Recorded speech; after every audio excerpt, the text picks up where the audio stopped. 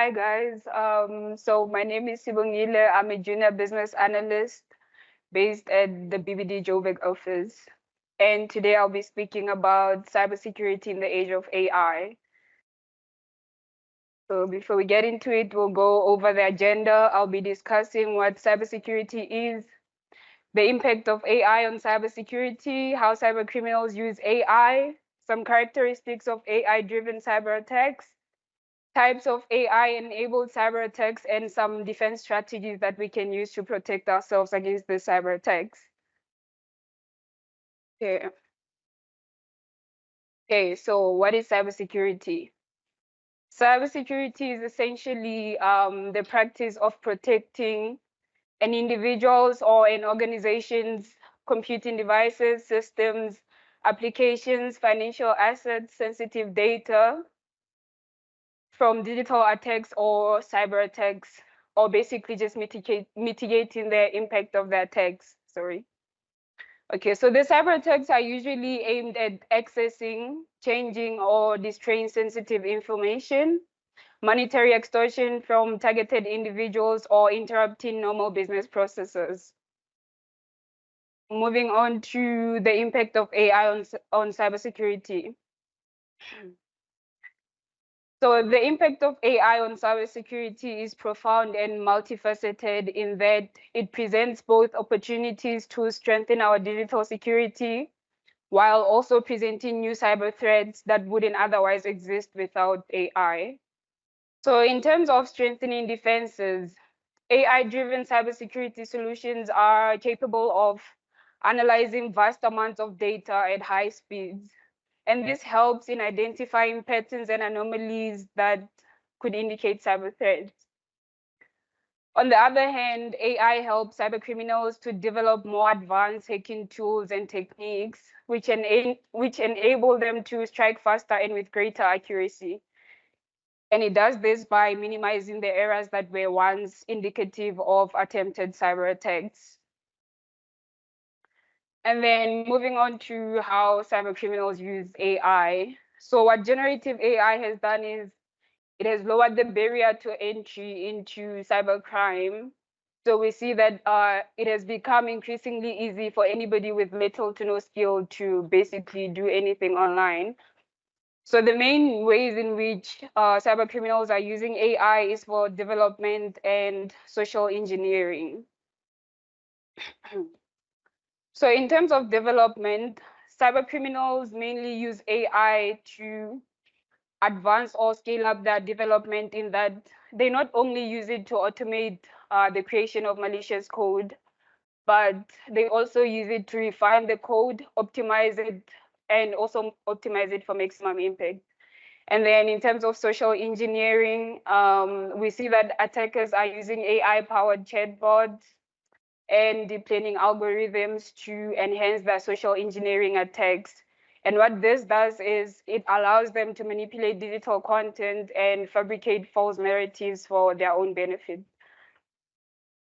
Moving on to characteristics of AI-driven attacks, we have automated target profiling, which is basically streamlining attack research to profile targets.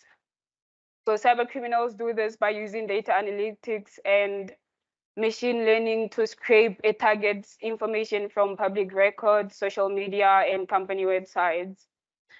And then looking at efficient information gathering, we see that AI is used to accelerate the reconnaissance phase, which is the first active step in an attack. And this is done by automating the search for targets across various online platforms. Reinforcement learning is for real-time adaptation and continuous improvement. And AI uses reinforcement learning to adjust the cyber attack strategies based on previous interactions. And this allows for AI-driven cyber attacks to stay agile while also staying ahead of security defenses. And lastly, adding on to the automated target profiling, AI analyzes data to create personalized phishing messages, and this also increases the success rate of an attack.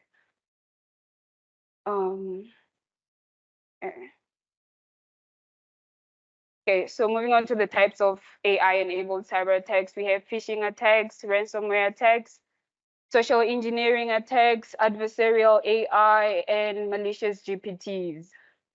So I'll just discuss each one in a bit of detail.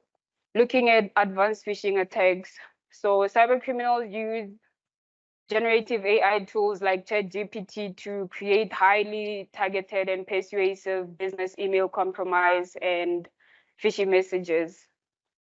So in terms of like defense strategies against phishing attacks, we could use email filtering and anti-phishing software, and then awareness and training on how to recognize and report phishing. And then moving on to ransomware attacks. So these are essentially encrypting the files or systems of targeted individuals or victims and demanding payment or ransom in exchange for providing decryption keys or unlocking the files or systems. So the role of AI here is to automate various stages of a ransomware attack, including identifying vulnerable targets, customizing ransomware nodes, and evading security defenses. Sorry. Some defense strategies against ransomware attacks include advanced threat detection, which is basically the use of AI-powered systems to spot ransomware patterns and anomalies in network activity. Then we have network segmentation, and this is basically dividing the network to limit the spread of ransomware in a possible attack. Backup and recovery on the other hand is just to regularly back up critical data and verify restoration processes. And then patch management is the practice of keeping systems updated to fix known vulnerabilities that could be exploited by ransomware. Moving on to social engineering. So AI-generated social engineering attacks include manipulating and deceiving individuals through the use of AI algorithms to spread misinformation.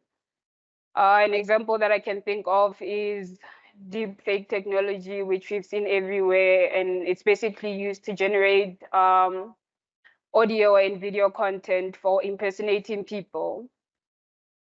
Now, some defense strategies that we can use against social engineering attacks include implementing AI-powered threat detection systems that can identify patterns indicating social engineering attacks, implementing multi-factor authentication to add an extra layer of security against unauthorized access, and then just general ongoing awareness and training on how to recognize and report suspected social engineering attacks. Moving on to adversarial AI. So in the context of AI and machine learning, adversarial attacks implement themselves in two ways, which are poison attacks and evasion attacks. So poisoning attacks involve inserting malicious data into a training data set of an AI or machine learning model.